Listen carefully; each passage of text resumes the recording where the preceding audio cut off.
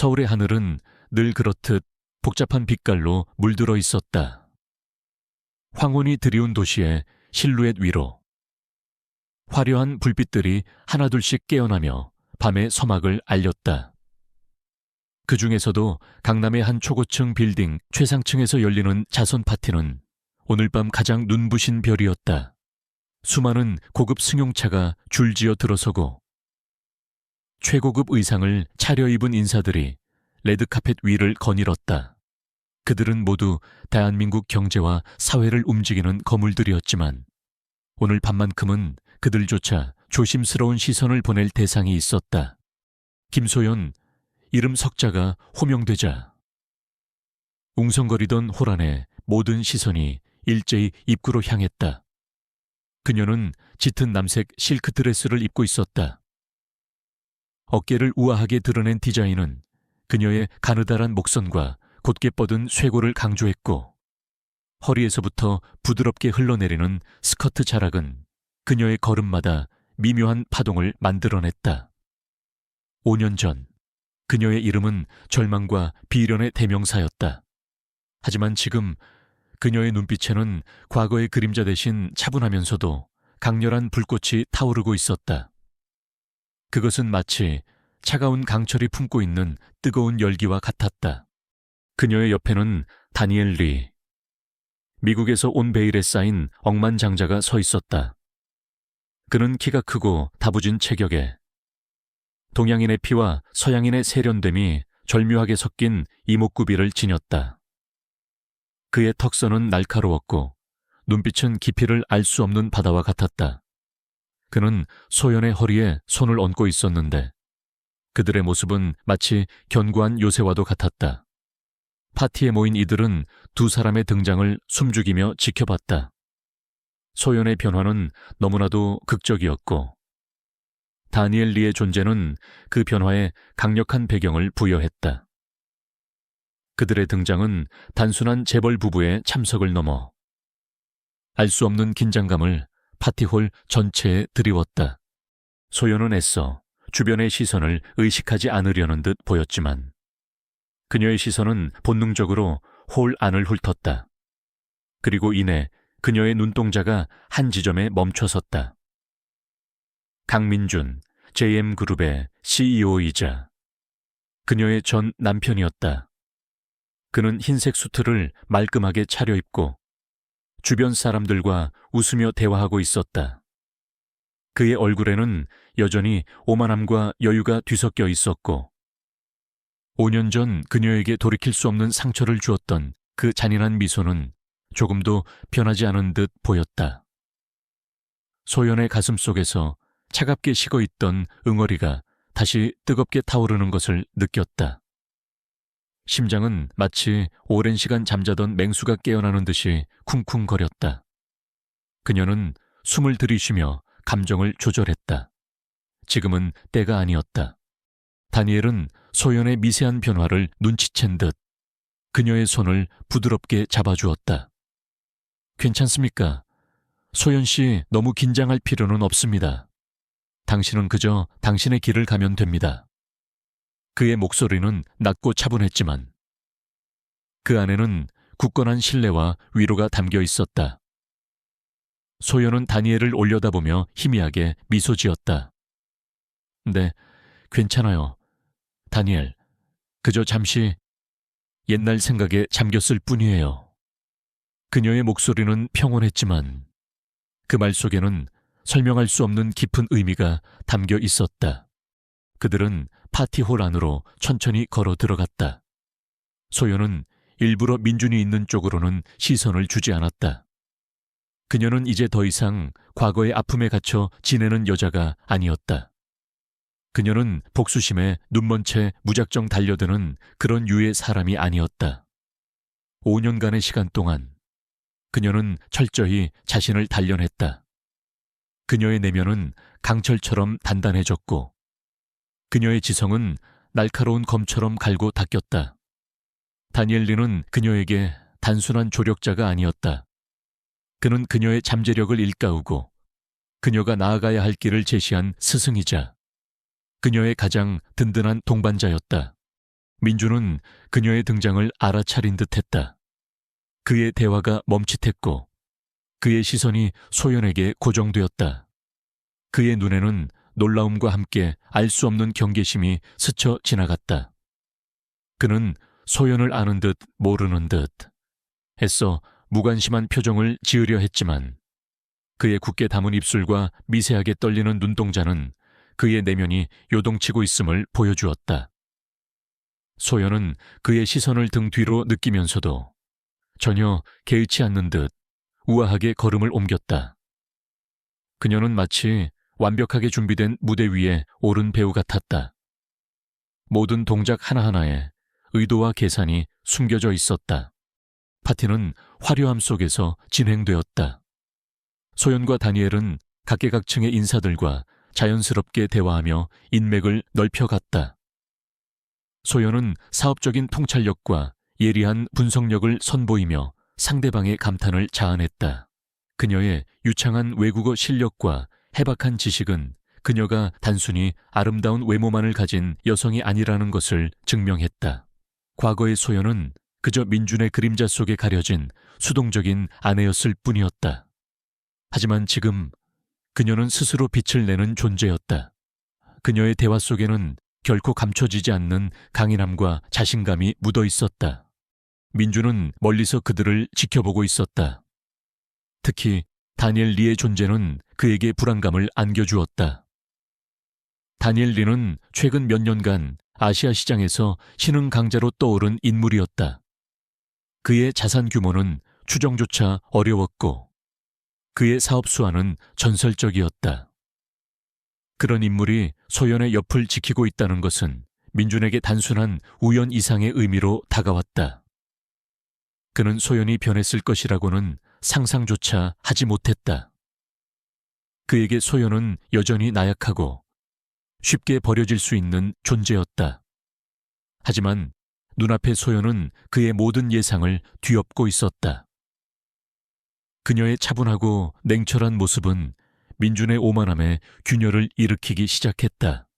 한참 후 소연은 다니엘과 함께 잠시 한적한 테라스로 나왔다. 서울의 야경이 발 아래 펼쳐져 있었다. 도시의 불빛들은 마치 수많은 별들이 지상으로 내려온 듯 반짝였다. 오늘 밤 그의 표정을 보셨어요. 소연이 잔잔한 목소리로 물었다. 다니엘은 그녀의 어깨를 감싸 안으며 고개를 끄덕였다. 물론이죠. 그는 당신의 변화에 적잖이 놀란 듯 했습니다. 그리고 아마 두려움도 느꼈을 겁니다. 소연은 차가운 밤 공기를 들이마셨다. 겨우 시작일 뿐이에요. 아직 갈 길이 멀어요. 그녀의 눈동자는 야경의 불빛을 담고 반짝였다. 5년 전 그가 그녀를 버리고 떠났던 그날 밤 그녀는 비참하게 울었다. 그녀의 뱃속에는 아직 생사의 기로에 서 있는 아이가 있었다. 그는 단 한 번의 망설임도 없이 그녀를 그리고 그들의 아이를 외면했다. 그의 차가운 등 뒤에서 그녀는 무너져 내렸고 그 무너짐 속에서 복수의 씨앗이 뿌려졌다. 그 씨앗은 오랜 시간 동안 고통과 절망을 먹고 자라 이제는 거대한 나무가 되어 있었다. 당신은 충분히 강합니다. 소연 씨. 다니엘이 부드럽게 말했다. 하지만 잊지 마십시오. 당신의 복수는 당신 자신을 위한 것이어야 합니다. 증오에만 사로잡히면 결국 당신 자신도 파괴될 수 있습니다. 그의 말은 소연의 마음속에 작은 파문을 일으켰다. 그녀는 복수의 칼날을 갈아왔지만 그 칼날이 자신을 향하지 않도록 조심해야 한다는 것을 알고 있었다. 그녀의 목표는 단순히 민준을 무너뜨리는 것을 넘어 그녀의 아이와 자신의 상처받은 영혼을 온전히 치유하는 것이었다. 그녀는 테라스 난간에 기댄 채 먼 곳을 응시했다. 밤하늘의 별들은 여전히 멀리 떨어져 빛나고 있었다. 그 별들처럼 그녀의 목표도 아직은 멀리 있었지만 결코 닿을 수 없는 것은 아니었다. 그녀는 과거의 자신에게 속삭였다. 나는 돌아왔어. 그리고 이제 아무것도 두렵지 않아. 그녀의 손에는 여전히 따스한 다니엘의 손이 놓여 있었다. 그는 그녀의 든든한 버팀목이자 새로운 삶의 동반자였다. 그들의 그림자는 밤의 장막 아래에서 하나로 겹쳐졌다. 강민준에게는 악몽의 시작이었지만 소연에게는 새로운 새벽의 서막이었다. 5년 전, 그 밤은 서울의 어느 여름밤보다 더 습하고 무거웠다. 김소연은 병원 응급실 앞 벤치에 앉아 있었다. 그녀의 흰색 원피스는 빗물에 축축하게 젖어 있었고 떨리는 손으로는 싸늘하게 식어버린 커피잔을 쥐고 있었다. 몇 시간 전 그녀는 극심한 복통과 하혈로 쓰러졌고 구급체 실려온 이곳에서 조산의 위기를 맞았다. 의사는 그녀에게 희망 없는 표정으로 말했다. 산모분도 위험하시고 아이도 너무 위급합니다. 당장 수술하지 않으면 둘 다 장담할 수 없습니다. 수술 비용도 만만치 않을 겁니다. 그 말은 그녀의 심장을 얼어붙게 했다. 그녀는 남편 강민준에게 수십 번 전화를 걸었다. 하지만 그의 전화는 계속해서 연결되지 않았다. 몇 번의 신호음 끝에 들려온 것은 무성의한 음성 메시지뿐이었다. 지금은 회의 중이니 나중에 다시 걸어주세요. 그녀는 절박하게 문자를 남겼다. 여보, 우리 아이가 위험해요. 제발 와줘요. 그녀는 울부짖고 싶었지만 목소리는 나오지 않았다. 뱃속의 아이가 미약하게나마 움직이는 것을 느낄 때마다 그녀의 마음은 찢어지는 듯 아팠다. 이 작은 생명은 민준과 그녀의 사랑의 결실이었다. 하지만 지금 그 사랑은 이토록 차갑게 그녀를 외면하고 있었다.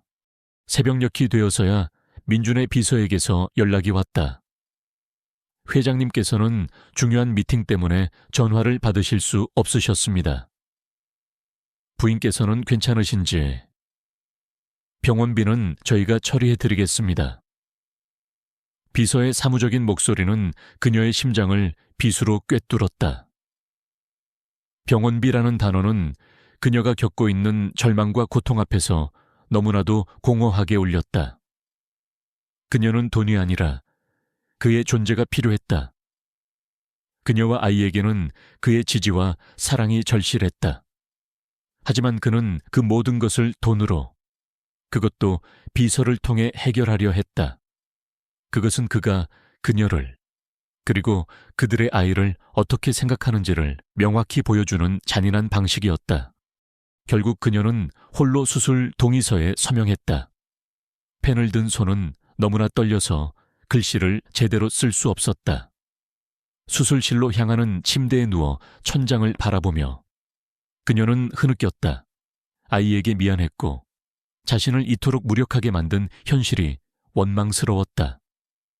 수술은 성공적이었지만 아이는 예정보다 훨씬 일찍 세상에 나와 인큐베이터에 의존해야 했다. 몸무게는 겨우 1.2가. 조그마한 몸은 수많은 의료기기에 둘러싸여 있었다. 아이의 이름은 강하준. 강한 사람이 되라는 소박한 바람을 담은 이름이었다. 민주는 아이가 태어난 후에도 병원에 한 번도 찾아오지 않았다. 그는 비서에게 고급 유모차와 아기용품을 보내왔을 뿐 직접 아이를 안아주거나 그녀의 손을 잡아주는 일은 없었다. 소연은 매일 면회 시간을 기다려 유리벽 너머로 하준을 바라봤다. 작은 숨을 몰아쉬는 하준의 모습은 그녀의 심장을 찢어놓았지만 동시에 그녀에게 살아갈 이유를 주었다. 엄마가 지켜줄게. 엄마는 절대 너를 포기하지 않아. 그녀는 매일 밤 하준의 작은 손을 잡고 속으로 다짐했다. 하지만 시련은 끝나지 않았다. 하준은 선천적으로 심장이 약했고 몇 차례의 큰 수술이 더 필요하다는 진단을 받았다. 그때마다 천문학적인 병원비가 요구되었다. 민주는 처음에는 의료비를 지불했지만 이내 지쳐갔다. 그의 표정에는 짜증이 역력했고 전화 통화는 점점 더 짧아졌다. 언제까지 이럴 거야? 소연 회사가 얼마나 바쁜지 알아. 그 아이에게 드는 돈이 얼마인 줄은 알아. 태어날 때부터 아픈 아이를 계속 붙잡고 있는 게 무슨 의미가 있어.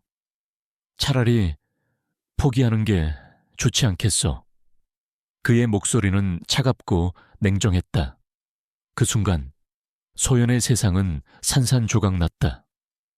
그녀의 남편이, 하준의 아버지가 감히 그런 말을 내뱉다니. 당신 지금 무슨 말을 하는 거야? 어떻게 우리 아이에게 그런 말을 할 수 있어? 소연은 분노로 몸이 떨렸다. 현실적으로 생각하자고. 김소연, 이성적으로 판단해. 그 아이를 계속 살리는 건 우리 둘에게 엄청난 짐이야. 나는 내 미래를 위해 더 이상 이 문제에 매달릴 수 없어. 민주는 차갑게 전화를 끊었다. 그녀는 충격으로 말도 할 수 없었다. 그녀는 그제야 깨달았다. 민주는 그녀를 사랑한 것이 아니라 그저 자신의 사회적 지위를 위한 도구로 이용했을 뿐이라는 것을. 그녀는 그에게서 어떤 종류의 사랑도, 인간적인 온기도 찾을 수 없었다. 절망의 나락으로 떨어지던 그때 한 남자가 그녀의 앞에 나타났다. 다니엘이었다. 그는 하준이 입원해 있던 병원에 거액을 기부한 익명의 독지가였다. 소연은 우연히 그와 마주쳤고 그녀의 사연을 알게 된 그는 그녀에게 도움의 손길을 내밀었다. 당신은 이 아이를 포기해서는 안 됩니다. 생명은 그 어떤 것보다 소중합니다. 제가 도울 수 있는 방법을 찾아보겠습니다. 다니엘의 눈빛은 따뜻했지만 그 안에는 흔들림 없는 확신이 있었다.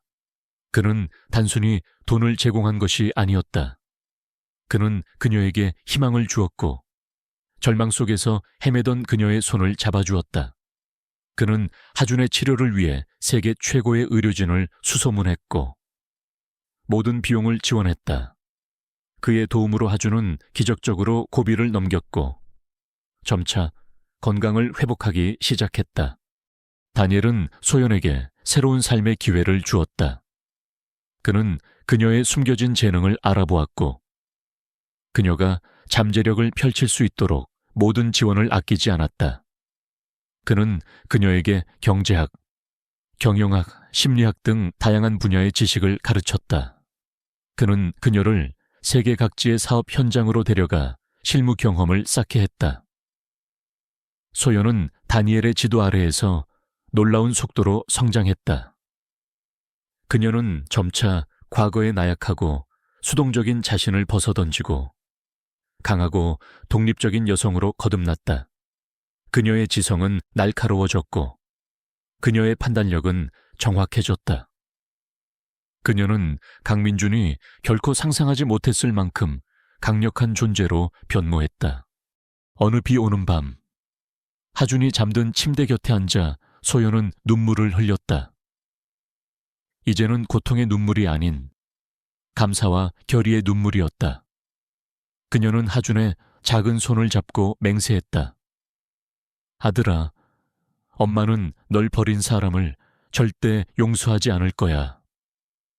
그가 엄마에게서 그리고 너에게서 빼앗아간 모든 것을 반드시 되찾아올 거야.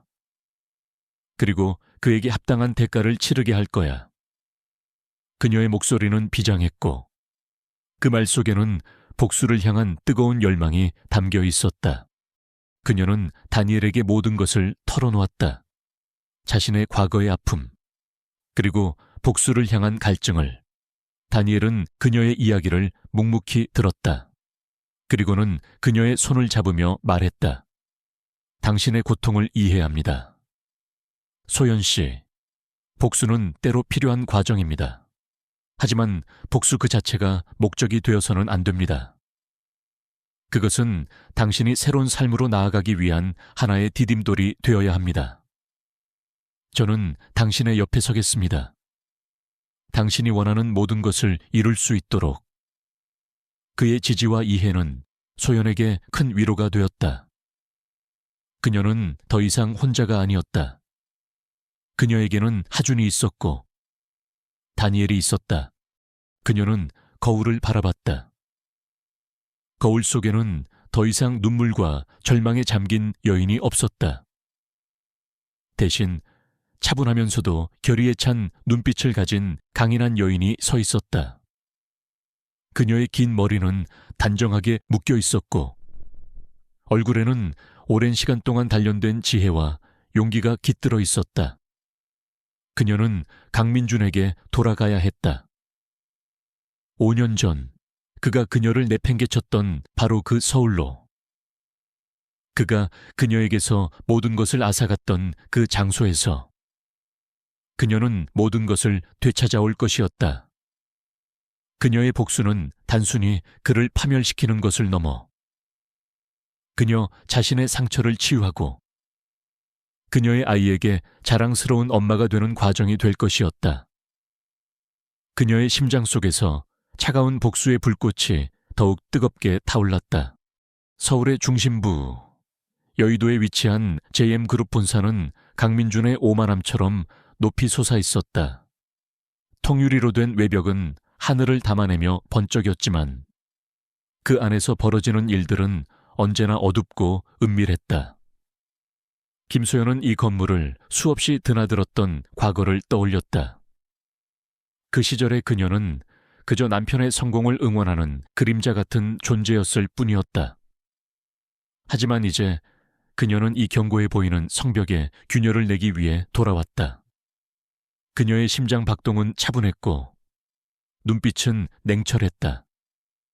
다니엘리는 그녀의 곁에서 묵묵히 지원하며 필요한 모든 자원과 정보망을 제공했다. 그들의 첫 번째 움직임은 JM그룹의 핵심 사업 중 하나인 스마트 도시 개발 프로젝트에 대한 시장 분석 보고서를 발표하는 것이었다. 이 프로젝트는 JM그룹의 미래를 좌우할 만큼 거대한 규모였고 민주는 이 프로젝트에 모든 것을 걸고 있었다.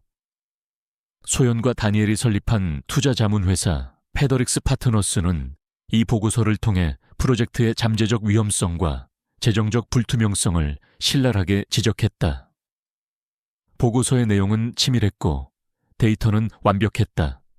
이는 단순한 비판이 아니라 JM그룹의 아킬레스건을 정확히 꿰뚫는 전략적인 공격이었다. 보고서가 발표되자마자 시장은 술렁였다. 언론은 페더릭스 파트너스의 분석에 주목했고 JM그룹의 주가는 미세하게 흔들리기 시작했다. 민주는 자신의 집무실에서 보고서를 팽개쳤다. 페더릭스 대체 어떤 놈들이야 감히 JM의 흠집을 내려고 해. 그는 분노로 얼굴이 붉어졌다. 비서실장이 조심스럽게 말했다. 대표님, 페더릭스 파트너스는 최근 급부상한 투자 자문 회사입니다. 특히 그곳에 실질적인 수장이 김소연 씨라는 소문이 돌고 있습니다. 민주는 코웃음을 쳤다. 김소연, 그 나약하고 쓸모없는 여자가 뭘 할 수 있다고 웃기는 소리군. 분명 다니엘 리라는 그 억만장자의 꼭두각시일 뿐이야. 나를 자극해서 이득을 취하려는 수작이겠지.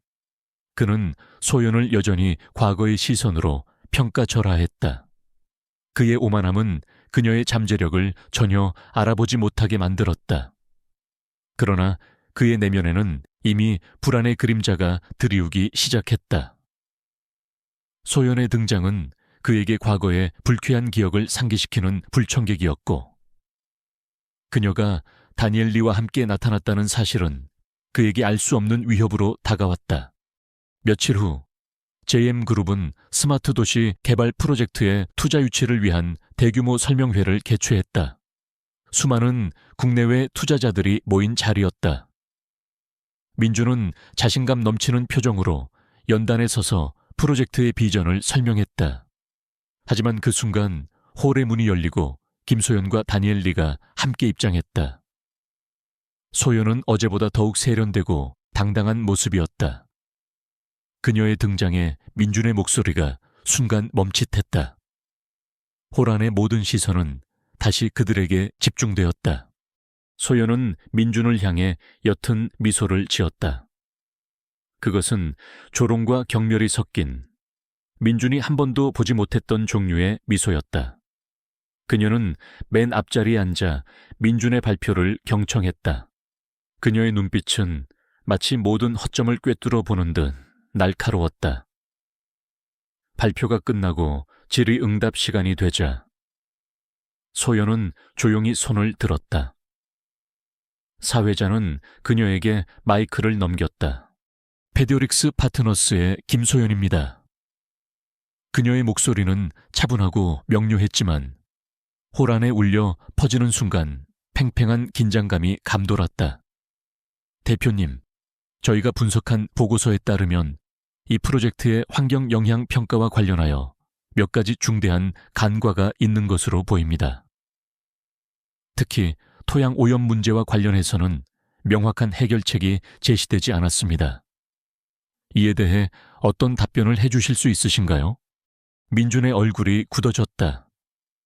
토양 오염 문제는 그들이 고의적으로 축소하려 했던 부분이었다. 그는 애써 태연한 척하며 말했다. 페더릭스 파트너스에서는 아직 확인되지 않은 정보로 섣부른 판단을 내리는 것 같습니다. 저희는 모든 환경 기준을 준수하고 있으며 해당 문제는 충분히 통제 가능한 범위 내에 있습니다. 통제 가능하시다고요? 소연은 피식 웃었다. 제가 알기로는 해당 부지에 유해 폐기물이 불법 매립된 정황이 있습니다. 이것이 사실이라면 단순한 통제 불능을 넘어 법적 문제로 비화될 수 있는 심각한 사안입니다.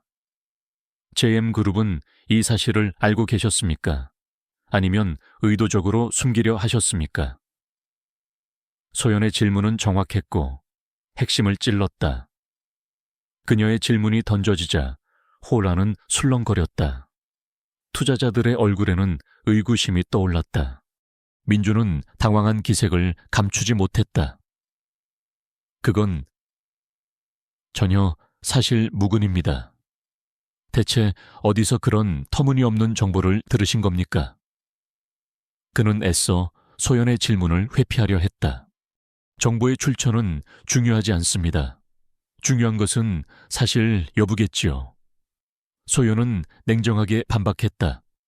저희는 이 문제에 대한 추가 조사를 진행할 예정입니다. 만약 저희의 분석이 사실로 드러난다면 JM그룹은 투자자들에게 막대한 손실을 입히게 될 것입니다. 이에 대한 책임은 누가 지실 건가요? 대표님, 그녀의 질문은 민준의 심장을 정통으로 겨냥했다. 그는 얼굴이 하얗게 질렸고 식은땀이 흘러내렸다.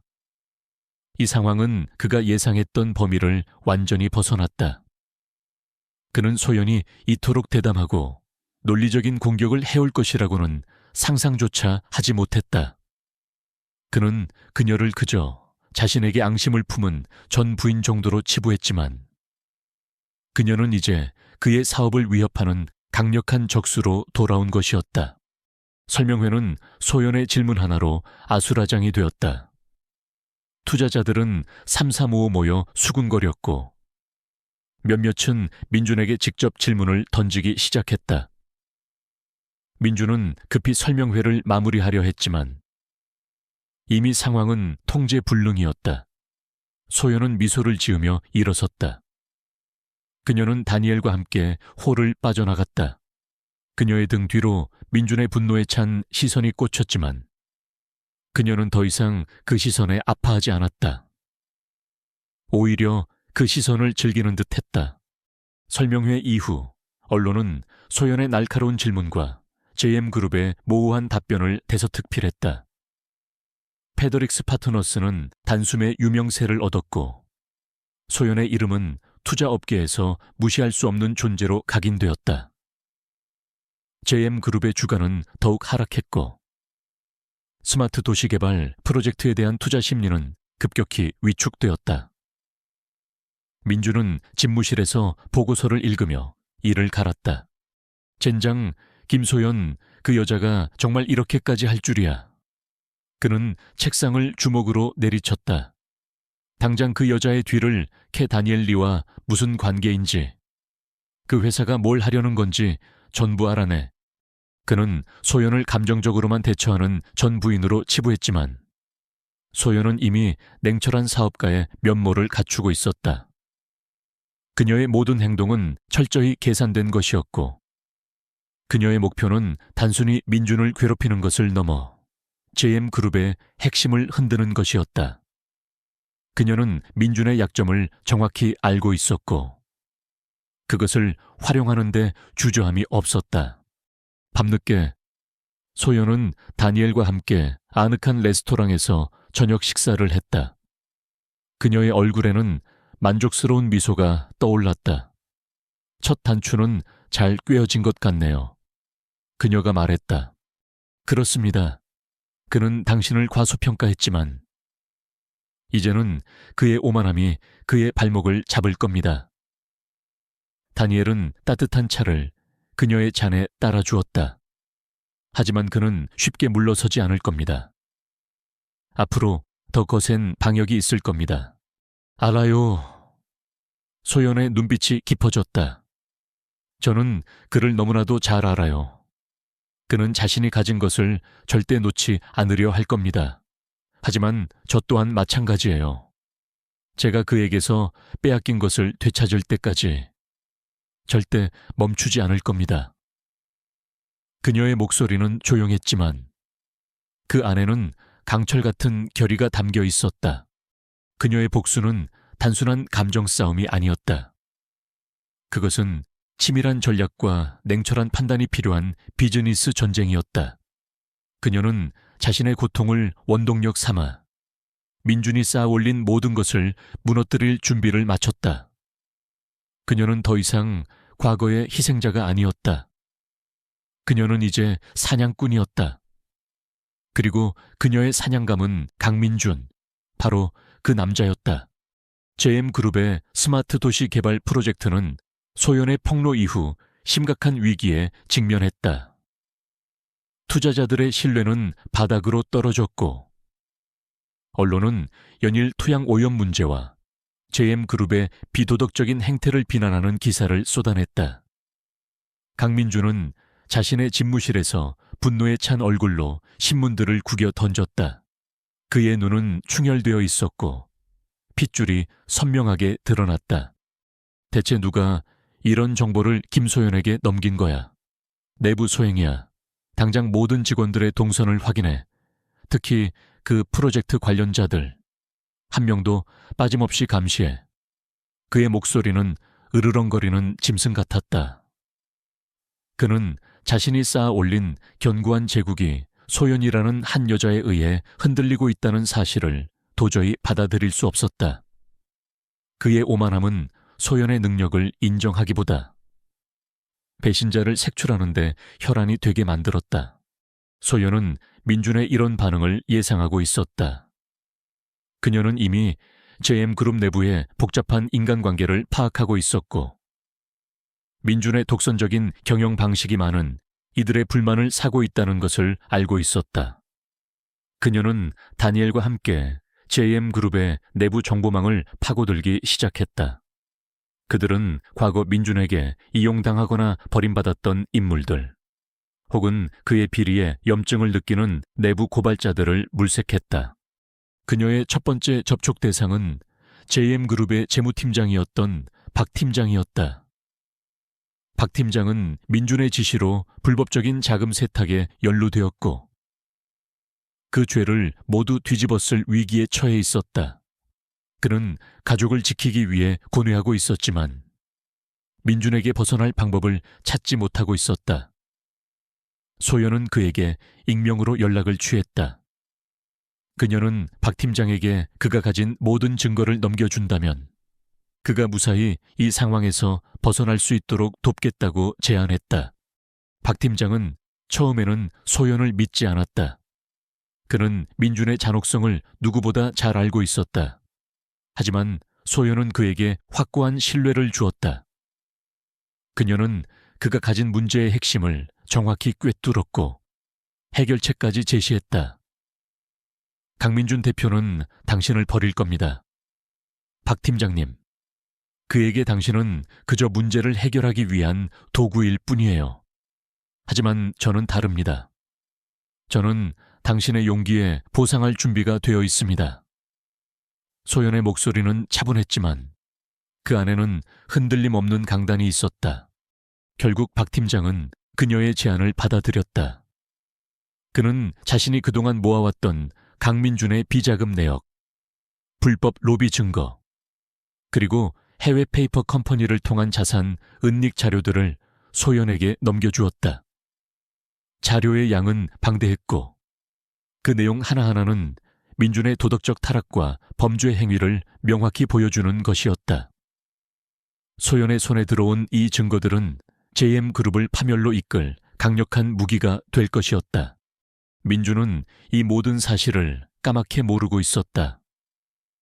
그는 여전히 소연을 단순히 개인적인 감정에 휩싸인 여자로 치부하며 그녀의 행동을 막기 위한 방어적인 자세만을 취하고 있었다.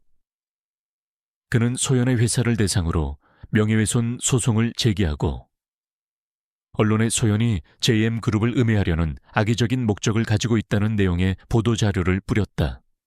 김소연은 개인적인 원한으로 JM그룹을 공격하고 있다. 그녀의 주장은 모두 허위이며 우리는 법적 대응을 통해 그녀의 거짓을 밝힐 것이다. 민준의 변호사는 격앙된 목소리로 기자회견을 열었다. 하지만 소연은 그의 이런 움직임에도 전혀 동요하지 않았다. 그녀는 이미 이 모든 것을 예측하고 있었다. 그녀는 오히려 민준의 대응을 역이용할 준비를 마쳤다. 그녀는 박 팀장에게서 얻은 정보들을 바탕으로 민준의 비리가 담긴 보고서를 작성하기 시작했다. 이 보고서는 단순한 의혹 제기를 넘어 증거에 기반한 사실들을 나열하며 민준의 추악한 민낯을 드러낼 것이었다.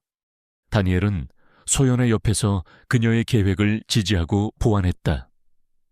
그들은 당신을 감정적인 복수자로 몰아가려 할 겁니다. 하지만 당신의 무기는 감정이 아니라 사실과 논리입니다. 그들이 감정에 호소할 때 당신은 증거를 제시하십시오. 그의 조언은 소연의 전략에 더욱 날카로움을 더했다. 소연은 박 팀장의 자료 외에도 JM그룹의 하청업체들로부터 불공정 거래와 갑질 피해를 입은 사례들을 수집했다. 그녀는 이들을 직접 만나 그들의 고통을 들었고 그들에게 JM그룹을 상대로 법적인 조치를 취할 것을 제안했다. 처음에는 망설이던 하청업체 대표들도 소연의 확고한 의지와 페더릭스 파트너스의 강력한 법률 지원 약속에 용기를 얻었다. 몇몇 업체들은 소연과 손을 잡고 JM그룹에 대한 공동소송을 준비하기 시작했다. 이 움직임은 민준의 예상 밖의 일이었다. 그는 늘 자신의 권력으로 약자들을 짓밟아 왔기에 그들이 감히 자신에게 대항할 것이라고는 꿈에도 생각하지 못했다. 민준은 점점 더 궁지에 몰렸다. 그의 주변에는 아첨꾼들만 남아 있었고 진실을 말해주는 사람은 아무도 없었다. 그는 자신의 권력과 돈으로 모든 것을 해결할 수 있다고 믿었지만 소연은 그의 그런 신념을 산산조각 내고 있었다. 그는 밤마다 악몽에 시달렸다. 꿈속에서 그는 폐허가 된 JM그룹 건물에 홀로 서 있었고 소연은 차가운 미소를 지으며 그를 내려다보고 있었다. 어느 날 저녁 민준은 우연히 소연과 다니엘이 함께 있는 모습을 보게 되었다. 그들은 고급 레스토랑에서 다정하게 이야기를 나누고 있었다. 다니엘은 소연에게 따뜻한 눈빛을 보내고 있었고 소연은 그에게 진심으로 행복한 미소를 짓고 있었다. 그 순간 민준의 가슴 속에서 알 수 없는 질투심과 분노가 치밀어 올랐다. 그는 소연이 자신을 떠나 다른 남자와 행복하게 지내는 것을 도저히 용납할 수 없었다. 그에게 소연은 여전히 자신의 소유물이었고 그의 버림을 받은 불쌍한 여자여야만 했다. 그 여자가 감히 나를 버리고 다른 남자와 행복해해 내가 전연을 어떻게 만들었는데. 그는 중얼거렸다. 그의 얼굴은 일그러졌고 그의 눈은 광기로 빛났다. 그는 소연에 대한 증오심에 사로잡혀 있었다. 그의 분노는 단순히 사업적인 위기감 때문이 아니었다. 그것은 소연이 자신 없이도 잘 살고 있다는 사실에 대한 깊은 열등감과 배신감에서 비롯된 것이었다. 그는 소연을 파멸시키기 위해 더 극단적인 방법을 동원하기 시작했다. 그는 언론을 이용해 소연의 사생활을 폭로하려 했고, 그녀와 다니엘리의 관계를 불륜으로 왜곡시키려 했다. 그는 사설 탐정을 고용하여 소연의 일거수일투족을 감시하게 했다. 그의 행동은 점점 더 비열해지고 광기 어린 모습을 띠기 시작했다. 그는 이성적인 판단력을 잃어가고 있었다. 하지만 소연은 그에게 한 수위였다. 그녀는 이미 민준이 어떤 식으로 대응할지 예측하고 있었다. 그녀는 모든 정보를 다니엘과 공유했고, 그들은 민준의 공격을 역이용할 완벽한 방어책을 준비했다. 소연은 언론 플레이에도 능숙했다. 그녀는 민준의 비열한 시도들을 오히려 자신의 진정성을 부각시키는 기회로 삼았다. 그녀는 피해자들을 대변하는 정의로운 인물로 대중들에게 인식되기 시작했다. 깊은 밤, 소연은 하준이 잠든 침대 곁에 앉아 그의 작은 손을 잡았다. 하준은 이제 건강하게 잠들어 있었다. 그의 평화로운 얼굴을 보며 소연은 힘을 얻었다.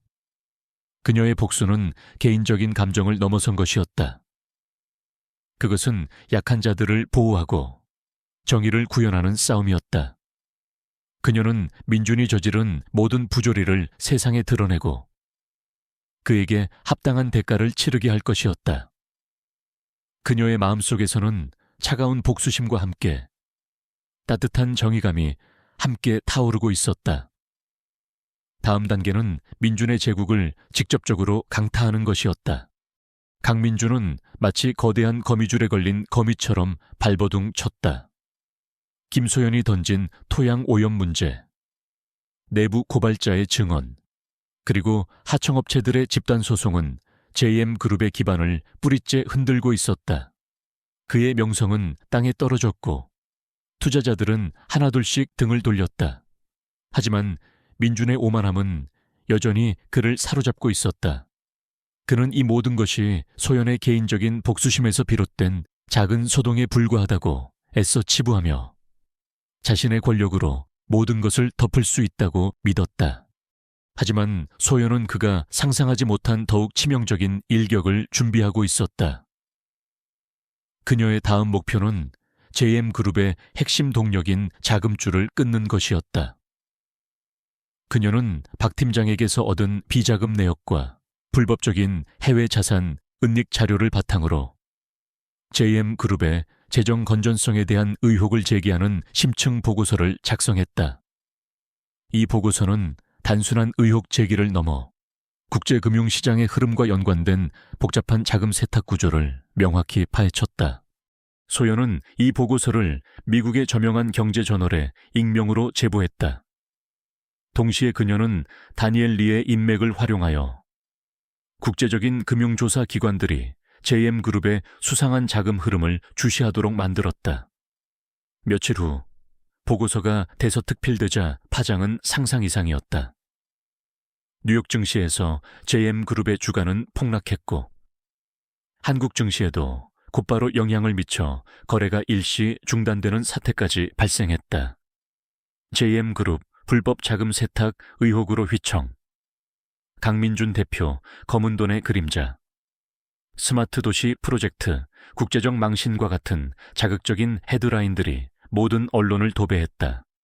민준은 집무실에서 보고서를 읽다가 피를 토할 듯이 기침했다. 말도 안 돼. 이게 어떻게... 그의 눈은 공포와 분노로 가득 찼다. 그가 가장 은밀하게 숨겨왔던 약점이 가장 치명적인 방식으로 세상에 드러난 것이었다. 그의 옆에서 비서실장이 안절부절 못하며 말했다. 대표님, 각국 금융조사기관에서 일제히 조사에 착수했다는 연락이 왔습니다. 투자자들의 항의 전화가 빗발치고 있습니다. 은행들도 대출 상환을 요구하고 닥쳐 시끄러워 민주는 비서실장에게 서류 뭉치를 집어던졌다. 대체 누가 이런 정보를 빼돌린 거야. 감히 나를 이렇게 만들다니 반드시 찾아내서 죽여버릴 거야. 그의 광기는 극에 달했다. 그는 자신의 모든 것을 잃을 위기에 처하자 이성을 완전히 상실했다. 이때 소연은 또 다른 움직임을 시작했다. 그녀는 JM그룹의 이사회 멤버들과 핵심 임원들에게 은밀히 접촉했다. 그녀는 그들에게 민준의 비리 증거를 제시하며 그가 더 이상 그룹을 이끌 자격이 없다는 것을 설득했다. 그녀는 그들에게 민준이 모든 책임을 떠안고 물러난다면 그룹의 피해를 최소화하고 그들의 명예를 지킬 수 있을 것이라고 설득했다. 소연의 설득은 논리적이었고 미래에 대한 명확한 비전을 제시했다. JM그룹의 부회장 이성민은 민준의 오랜 오른팔이었지만 그 역시 민준의 독선적인 경영 방식과 끝없는 욕심에 지쳐 있었다. 그는 소연의 제안을 듣고 깊은 고민에 빠졌다. 이대로 민준을 따르다가는 자신까지 공멸할 것이 분명했다. 이 부회장은 결국 소연의 손을 잡기로 결정했다. 그는 민준 몰래 이사회 멤버들을 규합했고 민준의 해임을 위한 임시 주주총회 개최를 추진했다. 이 부회장의 배신은 민준에게 가장 큰 타격이었다. 그는 이 부회장을 자신의 가장 충성스러운 부하라고 믿어 의심치 않았기 때문이었다. 이성민, 내 이놈 감히 나를 배신해. 내가 너를 어떻게 키웠는데. 민준은 이 부회장에게 전화를 걸어 광분했지만 이 부회장은 차갑게 말했다. 대표님, 이제 그만하십시오. 이 모든 것은 대표님의 자업자득입니다. 저는 JM그룹을 위해 그리고 저의 미래를 위해 옳은 선택을 할 뿐입니다. 임시 주주총회는 전 세계의 이목이 집중된 가운데 진행되었다. 소연은 다니엘과 함께 주주총회장의 모습을 드러냈다. 그녀의 표정은 차분하고 결의에 차 있었다. 민주는 초췌한 모습으로 연단에 섰다. 그는 마지막 발악처럼 자신의 무고함을 주장했지만 그의 목소리는 이미 설득력을 잃은 지 오래였다. 소연은 민준의 발언이 끝나자마자 단상으로 올라섰다. 존경하는 주주 여러분, 그리고 JM그룹의 미래를 걱정하시는 모든 분들께 그녀의 목소리는 마이크를 통해 홀 안에 울려 퍼졌다. 저는 오늘 이 자리에서 강민준 대표가 JM그룹을 사적으로 유용하고 불법적인 행위를 통해 그룹에 막대한 손실을 입혔다는 명백한 증거를 제시하고자 합니다. 그녀는 준비해온 자료들을 스크린에 띄웠다. 그것은 비자금 내역, 해외 페이퍼 컴퍼니의 자금 흐름, 그리고 불법 로비와 관련된 민준의 음성 파일까지 포함하고 있었다. 그녀는 각 자료들을 조목조목 설명하며 민준의 죄를 낱낱이 파헤쳤다. 그녀의 설명은 논리 정연했고 어떠한 반박의 여지도 남기지 않았다. 호라는 충격과 분노로 술렁거렸다. 민준은 얼굴이 하얗게 질렸고 몸을 가누지 못하고 비틀거렸다. 이 모든 증거는 강민준 대표가 더 이상 JM그룹을 이끌 자격이 없음을 명확히 보여줍니다. 우리는 오늘 이 자리에서 JM그룹의 명예를 회복하고 투명하고 정직한 기업으로 거듭날 수 있는 기회를 만들어야 합니다. 소연은 마지막으로 이사회 멤버들과 주주들에게 호소했다. 그녀의 연설이 끝나자 이 부회장을 필두로 한 이사들이 민준의 해임안을 상정했다. 주주들의 투표는 압도적인 찬성으로 이루어졌다. 강민준은 그 자리에서 CEO직에서 해임되었다. 그의 얼굴은 절망과 패배감으로 일그러졌다. 그는 자신을 둘러싼 모든 것이 한순간에 무너져 내리는 것을 지켜봐야 했다. 소연은 그를 똑바로 응시했다. 그녀의 눈빛에는 더 이상 증오나 분노가 없었다. 오직 차분한 만족감만이 서려 있었다. 주주총회가 끝나고 민주는 경호원들에 의해 끌려나가다시피 했다. 그는 소연을 향해 이를 갈았다. 김소연, 네가 감히... 내가 너를 그냥 두지 않을 거야. 절대. 그의 외침은 공허하게 울렸다. 소연은 그의 마지막 발악을 무표정하게 지켜봤다. 그녀의 복수는 이제 절정에 달했다. 그녀는 그에게서 모든 것을 빼앗았고 그가 가장 소중히 여기던 권력과 명예를 산산조각 냈다. 다니엘은 소연의 어깨를 감싸 안았다. 수고하셨습니다. 소연 씨, 당신은 해냈습니다. 그의 목소리에는 진심 어린 존경심이 담겨 있었다. 소연은 희미하게 미소 지었다. 그녀는 이 순간을 위해 지난 5년을 견뎌왔다. 고통과 절망 속에서 피어난 복수의 씨앗이 마침내 결실을 맺은 순간이었다. 하지만 그녀의 마음속에는 복수의 달콤한 만큼이나 지난 세월의 아픔과 허무함이 교차했다. 그녀는 민준의 파멸을 통해 자신의 상처를 치유할 수 있을까? 혹은 이 복수는 또 다른 공허함만을 남길까? 그녀의 내면에서는 복잡한 감정들이 소용돌이치고 있었다. 강민주는 모든 것을 잃었다. JM그룹의 CEO 자리에서 불명예스럽게 해임되었고 불법 자금 세탁과 비리 혐의로 검찰 조사를 받게 되었다. 그의 이름은 한때 한국 경제를 움직이는 거물의 대명사였지만 이제는 추악한 범죄와 타락의 상징이 되었다. 그의 자택 앞에는 수많은 기자들이 진을 치고 있었고 그의 얼굴은 모든 언론의 한 면을 장식했다. 그러나 그 사진 속 민준의 얼굴은 과거의 오만함 대신 깊은 절망과 광기를 담고 있었다. 그는 폐허가 된 집무실에 홀로 앉아 있었다. 유리창 너머로 보이던 서울의 화려한 야경은 더 이상 그에게 어떤 아름다움도 주지 못했다. 그의 손에는 한 장의 사진이 들려 있었다. 5년 전 소연과 막 결혼했을 무렵 행복하게 웃고 있는 젊은 부부의 모습이었다. 그는 그 사진을 구겨 던졌다. 김소연, 네가 나를 이렇게 만들었어. 그의 입술에서 피 냄새가 났다. 그는 소연을 향한 증오심을 불태웠지만 그 증오심은 결국 자기 자신을 향한 것이기도 했다.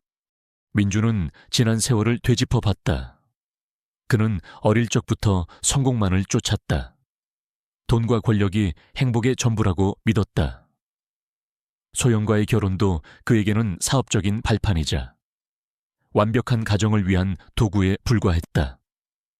그는 소연의 순수한 사랑과 헌신을 이용했고 아이가 태어난 후에도 오직 자신의 안위만을 생각했다. 하준의 병원비는 그에게 부담이었고 아픈 아이는 그의 완벽한 삶의 오점이었다. 그는 아무렇지 않게 소연과 하준을 버렸다. 그는 자신의 행동이 얼마나 잔인했는지, 얼마나 많은 상처를 남겼는지 전혀 알지 못했다.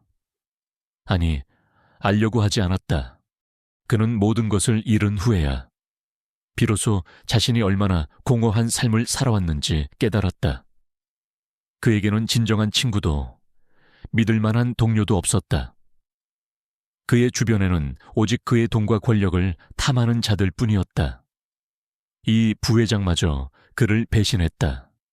모든 것을 잃고 혼자가 되자 그제야 그는 자신이 버렸던 소연의 존재가 얼마나 소중했는지를 어렴풋이 느끼기 시작했다. 하지만 이미 때는 늦었다. 그의 어깨는 무겁게 늘어졌고 그의 눈동자는 생기를 잃었다. 그는 자신의 비참한 최후가 모두 자신의 오만함과 탐욕 때문이라는 것을 깨닫기 시작했다. 한편 김소연은 다니엘과 함께 한적한 교회의 저택에서 하준과 평화로운 시간을 보내고 있었다. 창밖으로는 따뜻한 햇살이 쏟아져 들어왔고 하준의 웃음소리가 집안 가득 울려 퍼졌다. 그녀는 복수를 완성했지만 그녀의 마음은 마냥 홀가분하지 않았다. 강민준의 파멸은 그녀에게 통쾌함을 주었지만 동시에 깊은 허무함을 남겼다. 그것은 마치 오래된 상처를 도려낸 후의 통증과 같았다. 괜찮으십니까? 소연 씨, 다니엘이 그녀의 옆에 앉아 물었다. 그의 목소리는 부드러웠고 그의 눈빛은 깊은 이해를 담고 있었다. 소연은 창밖을 바라보며 말했다. 네, 괜찮아요. 그저 모든 게 끝났다는 게 실감나지 않아서요. 그녀의 목소리에는 미묘한 떨림이 있었다. 그를 무너뜨리는데 모든 것을 걸었는데 막상 모든 게 끝나고 나니 제가 뭘 해야 할지 모르겠어요. 다니엘은 그녀의 손을 잡았다. 당신은 충분히 잘 해냈습니다. 당신은 복수를 통해 당신의 상처를 치유했고 당신의 아이를 지켜냈습니다. 이제는 당신 자신을 위한 삶을 살아야 할 때입니다. 그의 말은 소연의 마음속에 잔잔한 위로를 주었다. 소연은 하준을 바라봤다. 하준은 다니엘과 함께 장난감을 가지고 놀며 해맑게 웃고 있었다. 다니엘은 하준에게 아버지 그 이상의 존재였다. 그는 하준의 생명을 구해줬을 뿐만 아니라 하준에게 사랑과 안정감을 주었다. 소연은 다니엘의 헌신적인 사랑과 지지에 감사했다. 그가 없었다면 그녀는 이 모든 것을 해낼 수 없었을 것이다. 그녀는 복수가 자신에게 무엇을 남겼는지 진지하게 생각하기 시작했다. 증오심은 그녀에게 강한 동기가 되었지만 동시에 그녀의 영혼을 갉아먹는 독이기도 했다. 그녀는 민준의 파멸이 그녀의 상처를 완전히 지워주지는 못한다는 것을 깨달았다. 진정한 치유는 용서에서 오는 것이었다. 하지만 민준을 용서한다는 것은 그녀에게 너무나 어려운 일이었다. 그는 그녀에게 너무나 깊은 상처를 주었고 그녀의 아이를 외면했다. 용서할 수 있을까요? 소연은 나지막이 중얼거렸다. 다니엘은 그녀의 말을 듣고 말했다. 용서는 상대를 위한 것이 아니라 당신 자신을 위한 것입니다. 소연 씨, 증오심에 갇혀 있으면 당신의 삶도 온전히 자유로울 수 없습니다. 하지만 지금 당장 그럴 필요는 없습니다. 시간이 해결해 줄 겁니다. 중요한 것은 당신이 앞으로 나아갈 준비가 되었다는 사실입니다. 그의 조언은 그녀의 마음에 잔잔한 파동을 일으켰다. 소연은 자신의 복수가 성공했지만 그 과정에서 그녀 또한 많은 것을 잃었음을 인정했다. 그녀는 그동안 오직 복수만을 바라보고 달려왔기에 다른 어떤 것도 생각할 여유가 없었다. 하지만 이제 그녀는 자유로워졌다. 그녀는 이제 자신의 행복을 그리고 하준의 행복을 위한 삶을 살 수 있었다. 몇 주 후 민준은 재판에 회부되었다.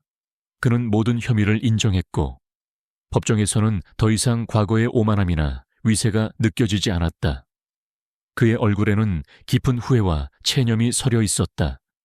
그는 징역형을 선고받았다. 법정을 나서는 그의 뒷모습은 너무나도 초라하고 비참했다. 수많은 기자들이 그를 향해 플래시를 터뜨렸지만 그는 고개를 숙인 채 아무 말도 하지 않았다.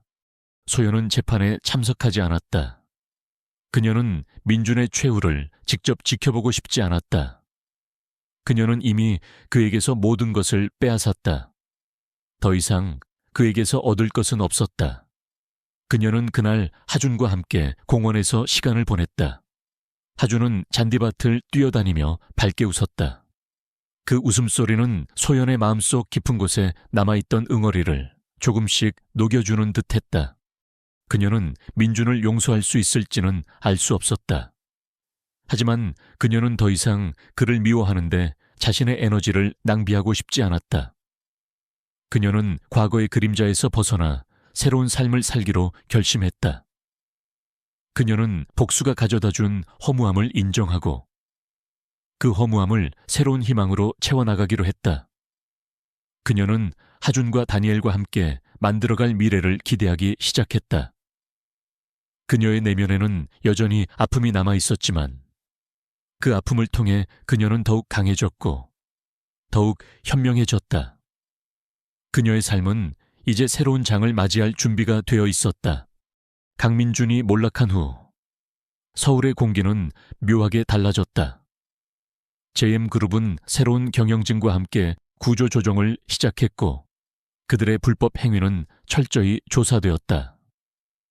대중은 정의가 실현되었다는 사실에 안도했지만 김소연은 더 이상 과거의 그림자에 갇히지 않았다. 그녀는 복수가 끝났음에도 불구하고 여전히 마음 한구석에 남아있는 미묘한 공허함을 느끼곤 했다. 그것은 마치 오랫동안 목표를 향해 달려온 마라톤 선수가 결승선을 통과한 후 느끼는 상실감과도 같았다. 하지만 그녀에게는 하준과 다니엘이라는 새로운 삶의 이유가 있었다. 하준은 이제 활기찬 5살 아이가 되어 있었다. 그는 여전히 또래보다 작고 여렸지만 그 어떤 아이보다 밝고 총명했다. 다니엘은 하준에게 따뜻한 아빠이자 소연에게는 가장 든든한 동반자였다. 그들은 함께 주말마다 공원으로 산책을 가고 함께 요리를 하며 소박하지만 행복한 일상을 만들어갔다. 소연은 하준의 웃음소리를 들을 때마다 그리고 다니엘의 따뜻한 시선을 느낄 때마다 그녀의 마음속 깊이 자리했던 상처가 서서히 아물어가는 것을 느꼈다. 어느 맑은 오후 소연은 다니엘과 함께 하준을 데리고 바닷가로 향했다. 시원한 바닷바람이 그녀의 머리카락을 스쳤고 파도 소리는 모든 번뇌를 씻어주는 듯했다. 하준은 맨발로 모래밭을 뛰어다니며 조개 껍데기를 주웠다. 그의 작은 발자국이 모래 위에 선명하게 남았다. 소연은 하준의 뒷모습을 바라보며 미소 지었다. 이 모든 평화로운 순간들이 그녀가 그토록 힘들게 싸워 얻어낸 결과물이었다. 강민주는 이제 완전히 끝났어요. 다니엘이 그녀의 옆에 서서 말했다. 그는 자신이 저지른 일에 대한 대가를 치르고 있습니다. 당신은 모든 것을 되찾았습니다. 소연 씨. 소연은 먼 바다를 응시했다. 네, 맞아요. 모든 것을 되찾았죠. 하지만 제 상처가 완전히 사라진 건 아니에요. 그녀의 목소리는 담담했지만 그 속에는 여전히 아련한 슬픔이 배어 있었다. 그를 미워하는 감정은 사라졌지만 그 고통의 기억은 여전히 남아있어요. 시간이 약입니다. 다니엘이 그녀의 손을 부드럽게 감쌌다. 그의 손은 따뜻하고 강인했다. 그리고 당신은 혼자가 아닙니다. 이제 우리는 함께 이겨나갈 겁니다. 소연은 다니엘을 올려다봤다. 그의 눈빛은 언제나처럼 변함없는 신뢰와 사랑을 담고 있었다. 그녀는 그에게 진심으로 감사했다. 그가 아니었다면 그녀는 아마 절망 속에서 헤어나오지 못했을 것이다. 그는 그녀의 어둠 속에 한 줄기 빛이 되어주었고 그녀가 다시 설 수 있도록 굳건히 지지해 주었다. 고마워요, 다니엘. 소연이 말했다. 당신 덕분에 제가 여기까지 올 수 있었어요. 다니엘은 미소 지으며 그녀의 머리를 쓰다듬었다. 당신은 이미 강한 사람이었습니다. 소연 씨, 저는 그저 당신의 잠재력을 일깨워준 것뿐입니다. 그들은 하준이 뛰어노는 모습을 한참 동안 지켜봤다. 소연은 과거의 자신을 떠올렸다. 남편에게 버림받고 아이의 생사가 위태로웠던 그 비참한 시간들. 그때의 그녀는 이토록 밝은 미래를 상상조차 하지 못했을 것이다. 그녀는 이제 더 이상 복수의 칼날을 품고 사는 여인이 아니었다. 그녀는 사랑과 희망으로 가득 찬 새로운 삶을 시작하고 있었다. 몇 달 후, 페더릭스 파트너스는 새로운 사업 분야로 확장했다. 소연은 재정 분야뿐만 아니라 사회적 약자들을 돕는 비영리 재단 설립에도 적극적으로 참여했다. 그녀는 자신이 겪었던 고통을 바탕으로 어려움에 처한 여성들과 아이들을 돕는 데 힘썼다. 그녀의 이야기는 많은 사람들에게 용기와 희망을 주었고 그녀는 사회적으로 존경받는 인물이 되었다. 그녀의 삶은 복수라는 개인적인 감정을 넘어 사회에 긍정적인 영향을 미치는 방향으로 나아가고 있었다. 강민주는 교도소에서 자신의 죄를 속죄하고 있었다. 그는 면회조차 오지 않는 사람들을 보며 자신이 얼마나 잘못 살아왔는지를 처절하게 깨달았다. 그의 오만함은 철저하게 부서졌고 그의 마음속에는 후회와 공허함만이 남았다. 그는 소연이 사회에 기여하는 모습을 신문을 통해 접할 때마다 알 수 없는 감정에 휩싸였다. 그것은 부러움이었고 동시에 자신을 향한 깊은 자괴감이었다.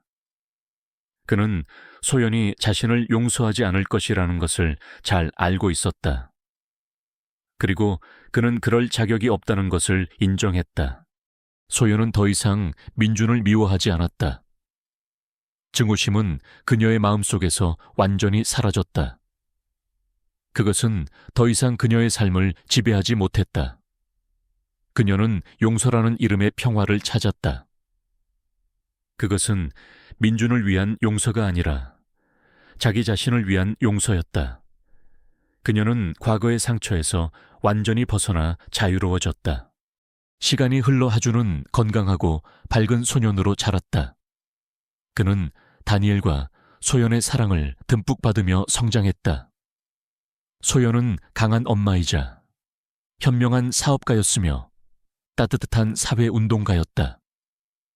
그녀의 삶은 고통과 절망으로 시작되었지만 결국 사랑과 희망, 그리고 정의로 완성되었다. 그녀는 어느 날 저녁 하준을 재우고 다니엘과 함께 별이 쏟아지는 밤하늘을 올려다봤다. 그녀의 어깨에 기대어 있는 다니엘의 온기가 따뜻했다. 우리는 앞으로 어떻게 될까요? 소연이 물었다. 다니엘은 그녀의 손을 잡고 말했다. 우리는 함께 할 겁니다. 당신과 하준, 그리고 우리는 영원히 함께 할 겁니다. 당신의 삶은 이제 새로운 장을 열었고 앞으로 펼쳐질 모든 순간이 당신에게 행복과 기쁨을 가져다 줄 것입니다. 소연은 미소 지었다. 그녀의 삶은 이제 과거의 그림자에서 완전히 벗어나 밝은 빛 속으로 나아가고 있었다. 그녀는 강해졌고 지혜로워졌으며 무엇보다 행복해졌다. 그녀의 이야기는 단순한 복수극이 아니었다. 그것은 한 여인이 모든 것을 잃은 절망 속에서 다시 일어서고 사랑과 정의를 찾아가는 웅장한 서사시였다. 밤하늘의 별들은 그들의 앞날을 축복하듯 반짝이고 있었다.